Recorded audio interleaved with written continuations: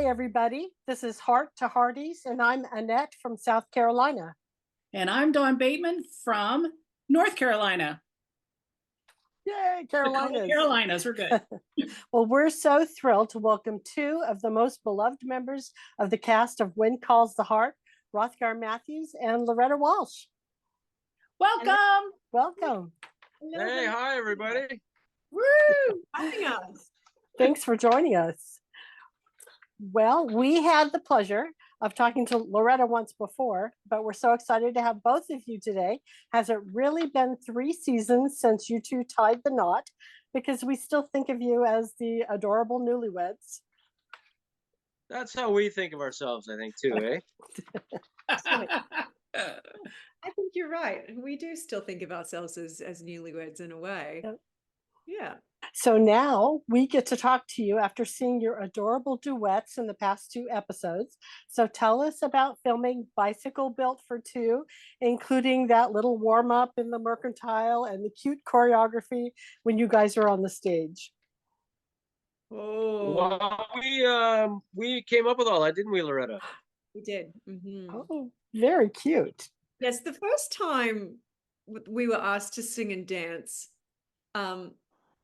it became abundantly clear that we had to figure it out. Oh, really? Oh, no. Okay. And so Hrothgar and I got together, came over to my house, and we're like, okay, because I have a full-length mirror in my kids' playroom, so we could see each other and see what we were doing. And yeah, and we figured it out together. Now I think we kind of have a system in place. It's like, okay, what are we doing? What are we singing? And let's figure out a little dance number to go with it. But I think it worked out really well. I thought it was really cute. So cute. Huh? So cute. Oh, my word. I remember when I couldn't get the ending. I remember I kept messing up the ending. Do you remember that? Did you really? I remember, yeah. I would come in, I would do it quicker, and then you'd be like, "Well, I think it's supposed to be a little slower." Right. Yes, It was quite low tempo actually, and we wanted to speed up. But we had an opportunity to sing that song, I think 3 times on When Calls the Heart. Yeah, when that's right. It, yes. We sort of were like, let's do a nice fast version of it. And in the Mercantile, oh no, it was in the Mercantile first. Yeah, and that was the quicker one. Yeah. And I think it was a little slower when we did it for the Voices of the Valley or whatever that was called, right? Yeah. Yeah. But I think that was intentional. I think we wanted, because we were like, well, listen, we're going to sing this song more than one time. We'd like to make each version a little bit different, so that, for interest. And also, in the Mercantile, I thought it was so sweet that. Yeah, that was my favorite one. Yeah, Ned was really just trying to, ease Florence's anxieties, and also, just really, I think maybe, I don't know Hrothgar, but what I was getting from it is that he was expressing, like, I see you and I love you and I support you, and you said you would do this. So I may have been reluctant at first, but I'm in. And if you don't believe in me, then I believe in you. And so I thought it was actually a really beautiful little scene. Yeah. It was fun to do. Yeah, it felt sweet. Yeah. Oh, definitely. Yeah. I love that chemistry that, in those moments. It's a small moment. It's not just a grandiose kind of one, but I love that. And it really translates to the screen as well. So I love that. So Ned and Flo, you guys are like a dichotomy in the world of Hope Valley. You are in the nucleus. We have the mail, you have the phone, every communication that you have, and yet they are in the periphery. So it's like, I'm thinking about the governor's call, and then Ned just gets into the phone. It's just like, it's Ned Yost. Yeah, right. Oh, right. Yeah. Man, so it's so funny. So talk about that kind of dichotomy with the Hope Valley residents as a couple. Do you want to talk, Hrothgar? Yeah, sure. I mean, yeah, I see what you're saying, because in lots of ways we're kind of the center of the town in terms of, well, we are at the intersection, and like you say, there's the post office, and there's the mail, and there's the telegram, and there's it's people drop in all the time, so it's really is lots of ways the center of the town. But we've always had a thing too, where because of that, we've had to kind of keep a kind of decorum, a kind of distance, Yeah. because you want to, there's a level of professionalism, because we know a lot of the secrets and stuff beforehand. Yeah. We can hear things on the phone, so I think we have to kind of keep a certain discretion, which maybe distances us a little bit. I don't know. Which I think is That's quite my thought. Florence. Yeah. Well, that was the first thing. When you guys got married, I'm like, oh no.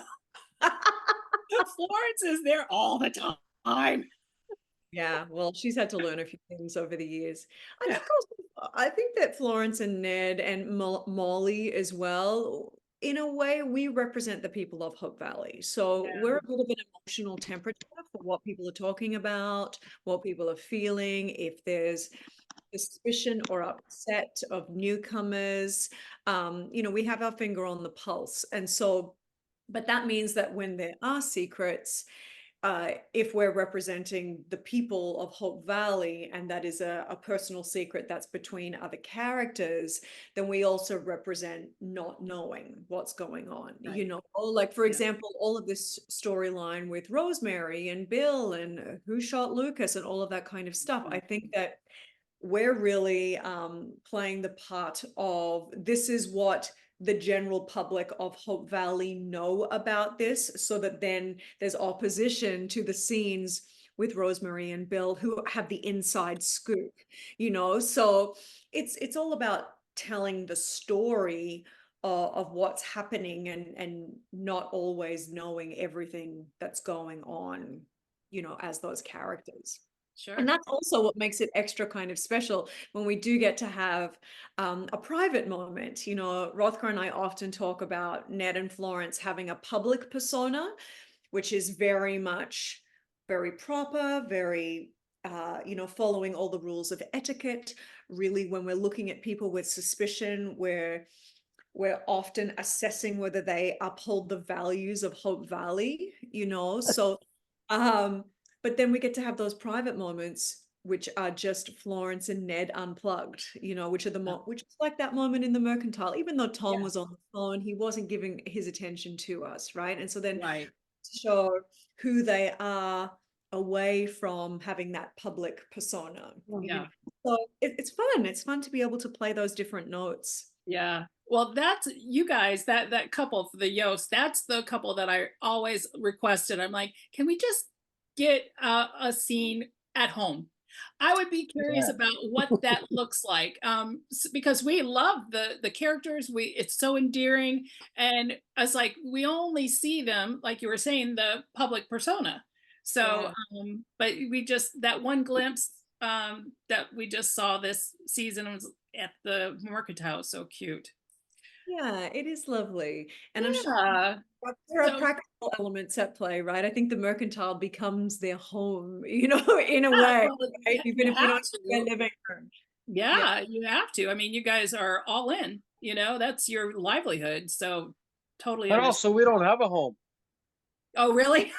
Yes, well, that's the practical lots of people don't, Most people right? don't. I was gonna say, like Rosemary and Kevin, they have a home, and Elizabeth has a home, and I guess Viv's family has, they have a home now, but most people don't, right? No, like Lucas didn't have one. He doesn't have one now. Yeah, that's right. Yeah, he has an office. That's it. That's so funny. So there's another scene that in season 11, and you guys, and with Molly, you are reading the Buxton Beagle, and Rosemary is so upset, been scooped, and then Hrothgar, you deliver a line that says, Yeah. Oh, it's like you ought to get a source, Rosemary. I mean, it's like deadpan. It was just the perfect delivery. So is this your superpower, to do just a deadpan, delivery of a line that it just lands so perfectly? Oh, fantastic! I'm so thrilled. I've got to watch that now. I haven't seen it, so I have no idea. So yeah, that's my superpower. I'll take that. I'll take that. Good Sure. job.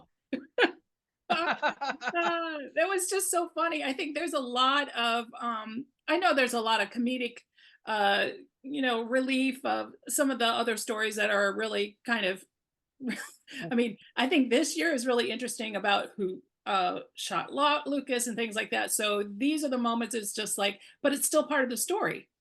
Yeah, So right. love that whole thing. And then Loretta, the scene with uh Elizabeth going to the saloon and she has a new haircut and Flo says, "That's really modern." Mhm. Well, I mean, Like, was that a compliment? What was that? in Florence's mind, that's a compliment. Oh, You there know, you go. I Okay. think I think that, listen, Florence and Elizabeth have come a long way from season one. They really, really have. And I think Elizabeth actually very quickly earned Florence's respect, and they're friends Yeah. now. So I think it's a compliment. In Florence's world, that is definitely a compliment.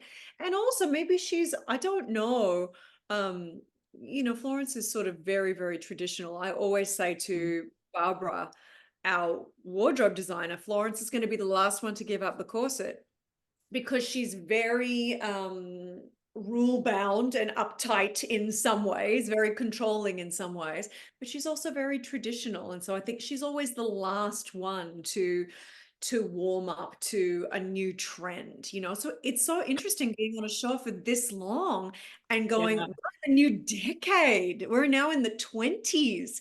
So it'll be interesting to see how, if the skirts start getting shorter, and if Right. the lines of the clothes and the hair changes. But listen, I think Elizabeth's new hair looks fabulous. That's perfect. The idea you're talking about season 1 to season now, 11, now we're talking 12. One of the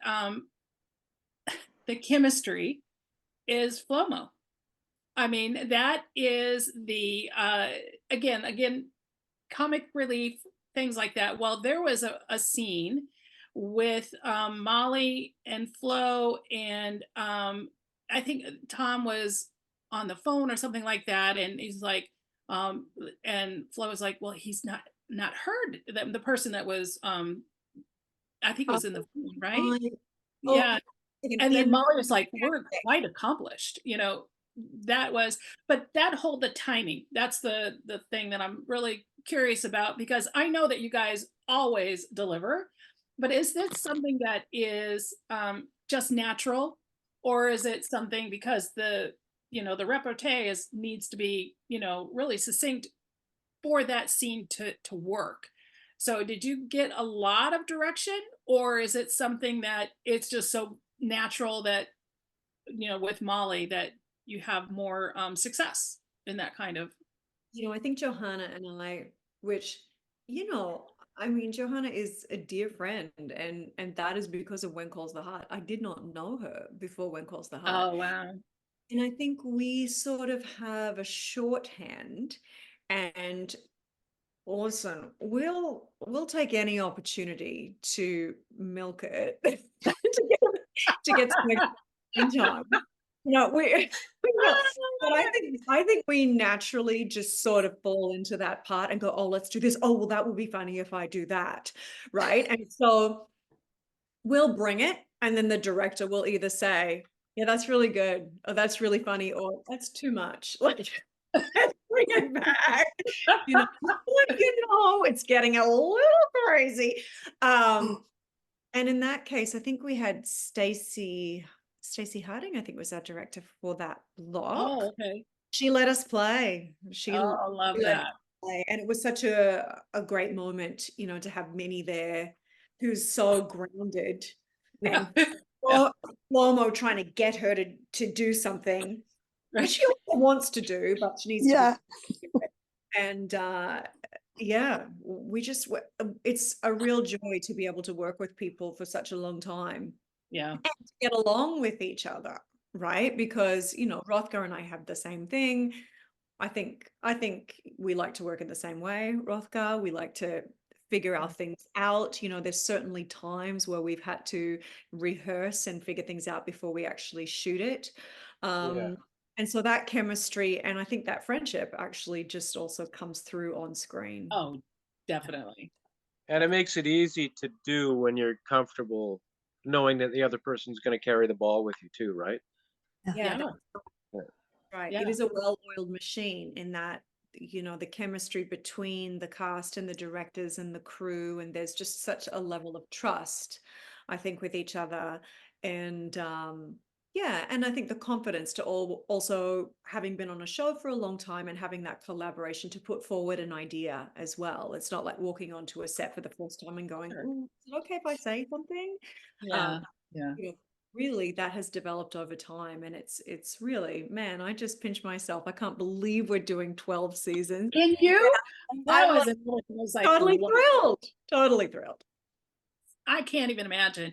And you guys were a bit, you were there like in the first season. You guys were, you saw the, um, you know, the progression of Hope Valley, and now we are merging some towns. I don't know what's going on, but you know, All we don't right. see it Yeah. right now, but yeah, I mean, like, so many things have gone, you know, on and off screen, for the whole how many years that we've been quote unquote together. You know, I always think that Hardys are part of the whole Absolutely. We feel like it. Absolutely. process. Yeah, because I remember HFR 1, and that was the first time I had the opportunity to meet Loretta. And Hrothgar, you were there, right?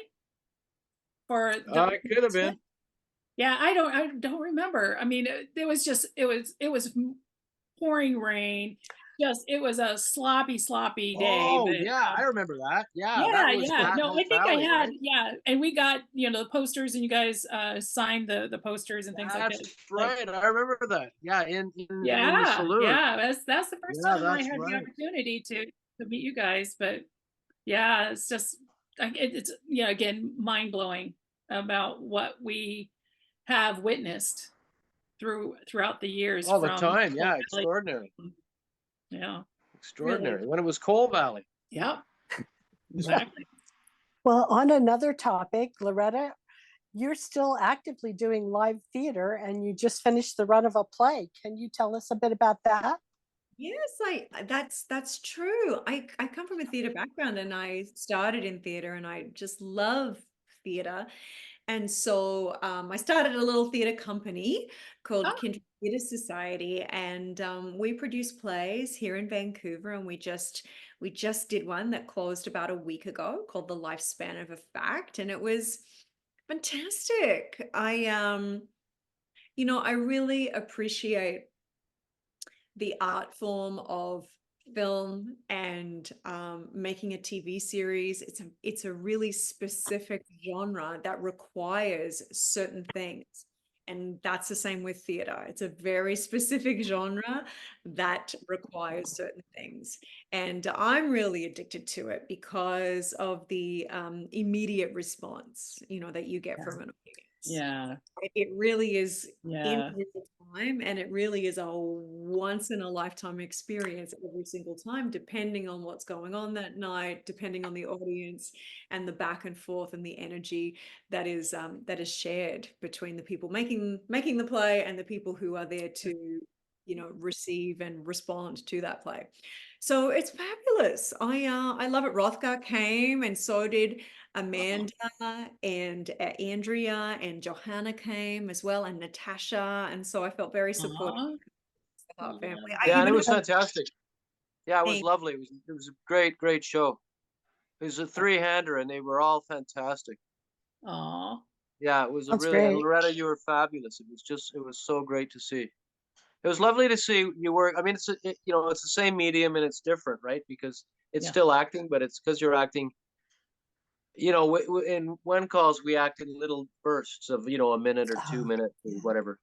And on a play, you've got to sustain that energy for an hour and a half or whatever it is. And it's, yeah, it was great to see you. You nailed it. It was beautiful. Well, and Hrothgar, we live seeing you in Viv and Natasha's Legend of the Lost Locket on Hallmark. That's recently. right. And did you have a favorite moment on the set? You know what? I haven't even watched that yet. Natasha sent me the link the other day, and I didn't mean to get to it. I apologize. I haven't seen it. Oh, just to let you know, it was really good. I was the mayor, and I remember being on a podium and having to say quite a lot of words, and getting through that. That was my favorite moment. Was actually getting through one of the takes. Yeah, there's a little bit of intrigue there with the mayor's wife being kind of a scoundrel. And oh, that's right. He didn't seem too upset about it at the end. I was kind of confused. Yay, I was confused too. That's not my fault. I didn't write that. Yeah, that was odd. That's right. That's right. See, I should watch these shows and then I could comment on them better. I apologize. It was really good. Love it. Yeah, we shot that just after we wrapped When Calls last year, I think. Yeah. Well, that's right. Natasha was saying that there was a moment that I think you had another live performance or a theater performance, and they were thinking that maybe we would not be there, but then it worked out. So that's right. Yeah, I was gonna go do a play over, and I ended up going over and doing a play out of town. Yeah. Yeah, that's right. Yeah. I'm gonna retract all of your motions between Calls the Heart and the new movie. Oh, memory lane. So memory lane. There you go.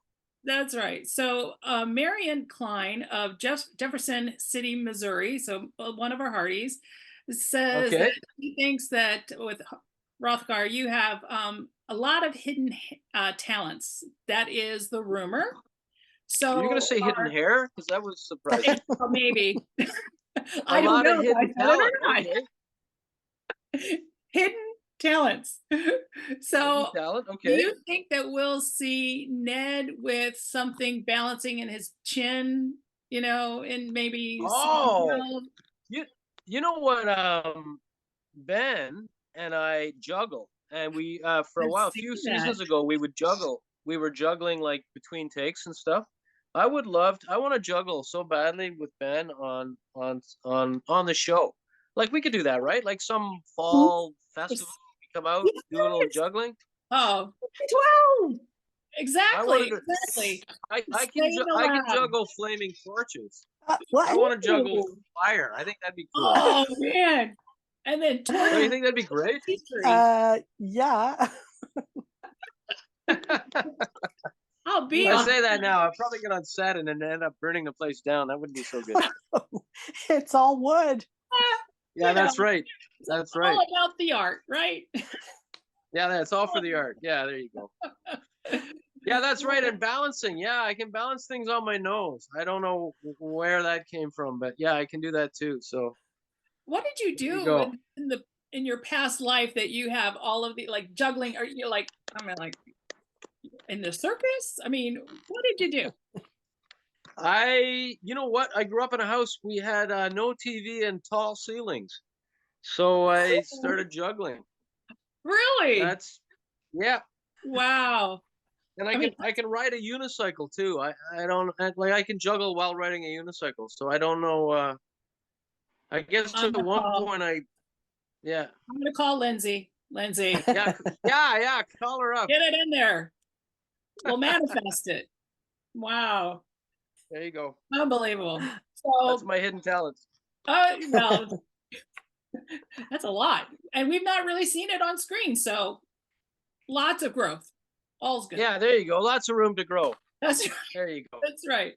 So Donna Cohen of Connecticut found it so special that Ned, at Flo's urging, they introduced Hanukkah to the Oh town, yeah. gave us the glimpse of what it was like in his first marriage. And you guys are able to grow and emerge, out of that.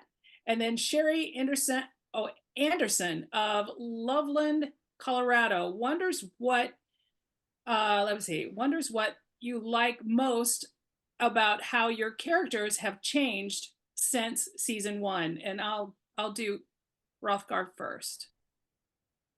Well, in season 1, I was I mean, it was a different town, right? That was when Martin was kind of the bad guy, and Word, yeah.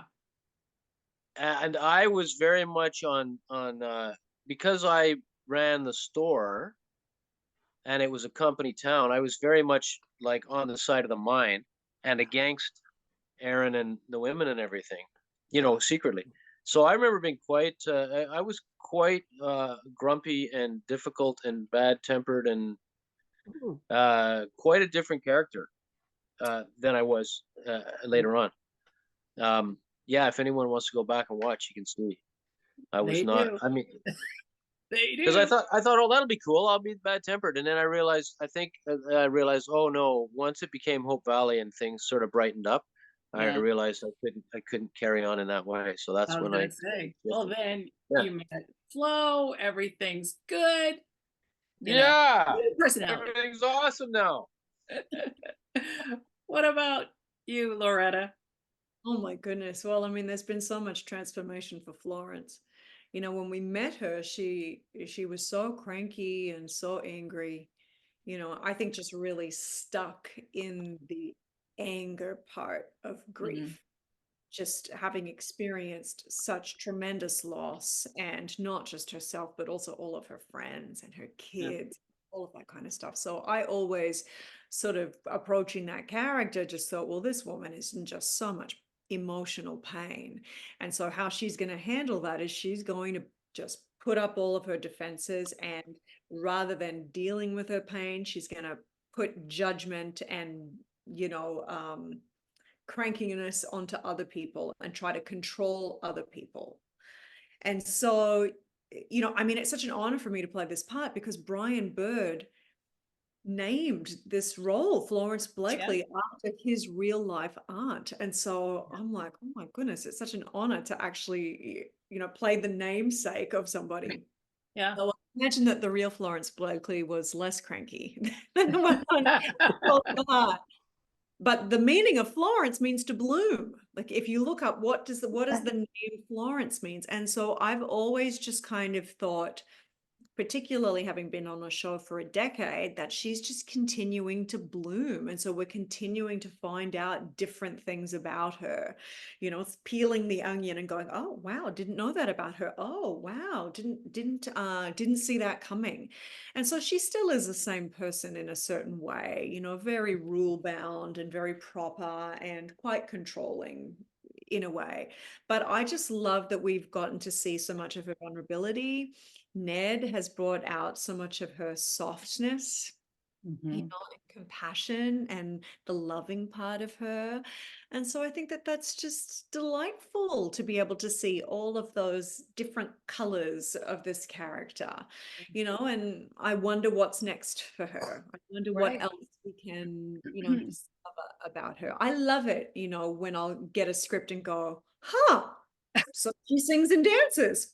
Didn't see that coming. Okay, great. And so it's so great when there's some kind of surprise that comes up, and then we have the job of really justifying that and figuring out, okay, so where does that come from? Also, that's really interesting. This is something she used to do when she was younger. This is something that she had talked to Ned about. She's never discussed it with anybody else, and he has a way of being able to talk to Florence to get her to, open up and share some different parts of herself, which I think in the past she didn't have the courage to do. So I think that they're good for each other. I don't know if Florence is good for Ned, but I think Ned is good for Florence. Hey, come on, you're awesome. Love it. Well, I mean, it's a journey. I mean, every time if you revisit a character over and over and over again, it has to evolve. You need to have an arc. But, you know, we've seen it. I mean, think about season one. I mean, I think Flo called Little Miss Princess with Elizabeth. That was the first season. And now I think this season we have the issue with the schools and merging with the oh The what district. yeah, yeah. So it was interesting to, I mean, even Ned was really concerned about Elizabeth in this particular situation. So I do you think that Elizabeth now is in a warm spot for Florence? Oh yeah, I think that you know, Elizabeth and Florence have long buried the hatchet. Yeah. Really, for me, I think as soon as Elizabeth Thatcher showed up in that mine Yeah. and was saying, "I'm here and I'm Yeah. you," immediately that earned Florence's respect. Yeah. Immediately. And so I think from there, yes, there's been bits and pieces, and you know, Flo can be just a bit of a pill at times, right? Because she'll be the one to say, "Well, that's never going to work." Right. But you Yeah. have to, right? You have to have somebody be in opposition in times, and you know, I'm happy to do it. But I think that they've long buried the hatchet, and I Yeah. think that, you know, Elizabeth has been there for Florence a number of times. Yeah. You know, Ed was really sick. She was the one who saw what was going on with Flo and was there with her. You know, when Florence and Ned got married, and Ned was having cold feet, and Florence was having her own sort of, you know, crisis about what she was stepping into, and believing in herself. Elizabeth has been there. So they are close friends. And I think that protecting Elizabeth and protecting her well-being is absolutely on the agenda for the Yosts. Right. Yeah. So we have a lot of Hardys, including Peg Minarski of Galway, New York, and Caroline Walsh of South Bend, Indiana. What I want to know what you think Ned might invent next, Hrothgar. Yeah, I don't know. You know what's great is that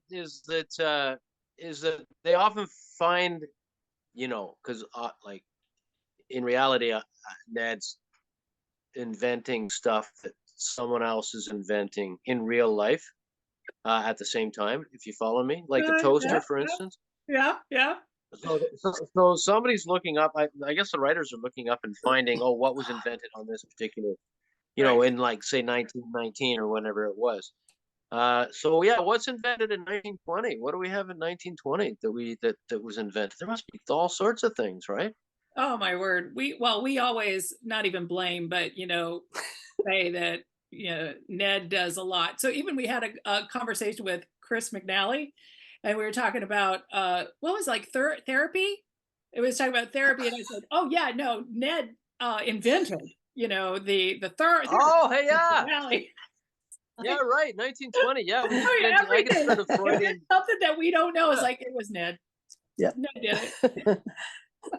Yeah, I think the backstory must be that somebody always patents these inventions before Ned, because I seem to invent a lot of things, but I don't seem to reap any of the rewards from it. So Oh, he that's may be true. an unlucky inventor. I love it. Well, another question from Bonnie Gibney of Westfield, Massachusetts. She asks, do Ned and Florence come home at night and gossip about the folks in Hope Valley? And if they do, who are they talking about right now? We're talking about everybody. Of course we do. Don't you think we're gossiping about everybody? I mean, I think we probably couch it in kind of like, you know, a certain amount of decorum and a certain amount of We just politeness, but I think we go. care, and that we care. Well, I care about them, and I don't want them to. Again, that's the reason why we want to go, you know, go into your house and see what you guys do. Me too. Hey. I want to. Yeah, I think we should have a house where we can just gossip freely. We want the camera there too. Yeah, absolutely. That's Say how it is. funny. Ned and Flo have seen the romance between Nathan and Elizabeth coming, or does it take them by surprise? Well, I mean, I don't think that they're incredibly like surprised. You know, I think that they are all seeing and all knowing. However, I think that they're happy for them. Really. I think that they don't have any judgment. They're like, fantastic. Love them both. Hope that they are deeply happy together. Great match. I just think that their opinions about Nathan and Elizabeth are very pure and very supportive. And I mean, if you remember a couple of seasons back, Florence was giving Nathan dating advice. You know? Yeah, the flouted heart. I love Kevin McGarry, but it's like Florence is always kind of in there being like, hello, I'm interrupting you with the call when you're about to have some moment, you know, with Elizabeth. And also was just like laying out, like, maybe you shouldn't be looking for romance right now, you know, like he came into town. I mean, she doesn't understand boundaries. Or maybe she just feels closer to people than they feel to her. I don't know. But yeah, I think that Ned and Flo are like right on. Good for you. Yeah. We think that they're both upstanding, incredible friends in this community, and to find each other, wonderful. Yeah. I concur. Here. Just like Ned, he agrees with Florence. Yeah, Well, sure. and it just proves you two are a happy couple because you want that happiness for others too. Here, here. Well, we have another question, and there were some comments that it was just so precious that the Mercantile just happened to have a wok on hand for May and could order the ingredients she needed to make the Chinese noodles and dumplings. And so we're wondering, like, how many special celebrations has the Mercantile made possible just by being there? Oh my gosh. Yeah, so many. Birthday parties, Yeah. Hanukkah, like Christmas with orphans. Like, oh, really? The Yosts must really order a lot of stock and just keep it in the cellar. Because we seem to, no problem. Yeah, and then there didn't some town get flooded a while back and we had to, I think it was for one of the Christmas movies, and we donated all the food to make the Yes. Christmas meal. I remember, yeah. I think we're still owed for that. I think we need to go back and look at the books there, Flo, and see if I think the Yosts are doing okay. You know, between the yeah, I think they're doing Mercantile okay. and pharmacy and the ice cream shop, I think they're doing okay. You know, and Yeah, just that's before right. fire, they were very quick to say, "Oh, there's an entrance fee. Oh, we'll help." Yeah. Right? That's right. They use their wealth or whatever it is that they have to be generous, I think. But they are business people. So yes, perhaps you're right. We'll look back at the books. What is your favorite scene, anything like that in season 11 for the Yosts? Do you want to go first, Hrothgar? No. Okay.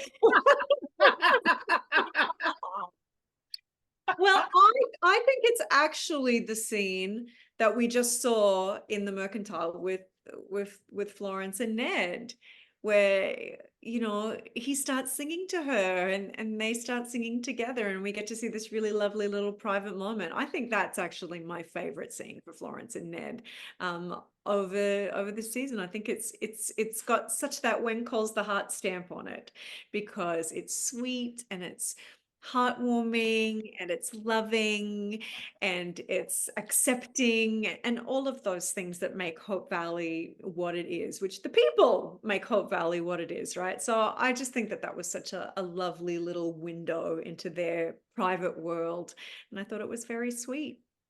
Yeah. totally agree with that one. Anything for? Me too. That was awesome.